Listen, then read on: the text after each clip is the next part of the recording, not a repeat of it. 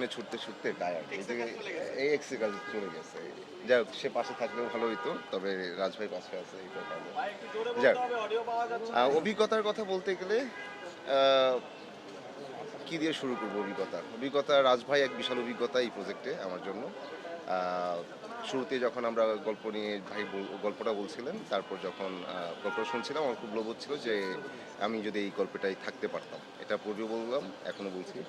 তো রাজভাই বললো যে এই চরিত্রটা তুমি করবা।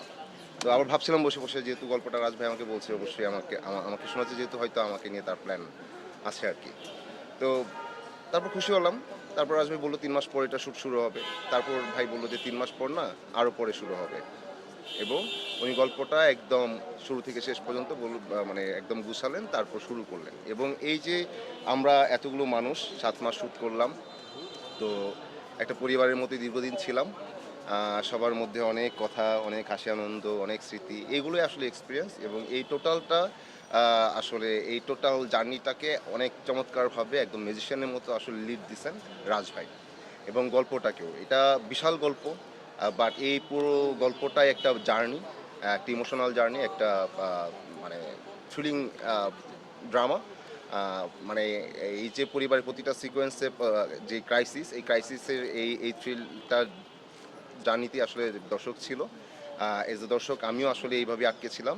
আমি আমার কাজ দেখি, তো এই কাজটা আমি দর্শক হিসেবে যখন দেখছি, তখন আমার কাছে আমি নানা জায়গায় ইমোশনাল হয়ে যাচ্ছিলাম। সো এটা সব মিলে একটা বিচিত্র অভিজ্ঞতা আর কি এই কাজে।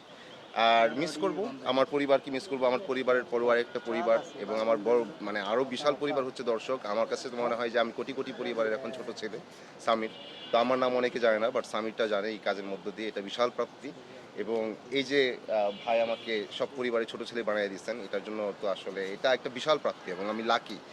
কারণ পরিবারের ছোট ছেলেরা খুব ভালোবাসার হয়, আমি ভীষণ ভালোবাসা পাচ্ছি।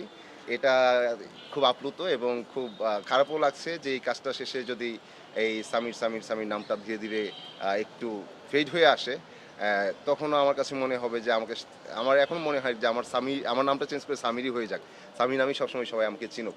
এবং এই কাজটা আমার মনে হয় যে অনেক প্রজন্মের কাছে পৌঁছে গেছে, বাসার বাচ্চারা থেকে শুরু করে বাবা মা ভাই বোন আমাদের এজের যারা আছে, এবং আমার যারা আছেন বাবা মায়ের বয়সের, সবাই দেখেন। সো সবার কাছে আমরা পৌঁছে গেছি। তো অনেক প্রজন্মের কাছে আমরা স্মরণীয় থাকবো, এরকম আমার কাছে মনে হচ্ছে। এটা অনেক বড় প্রাপ্তি। এবং আহ, এই দর্শকদের আমি অনেক বেশি মিস করব, এই আর কি।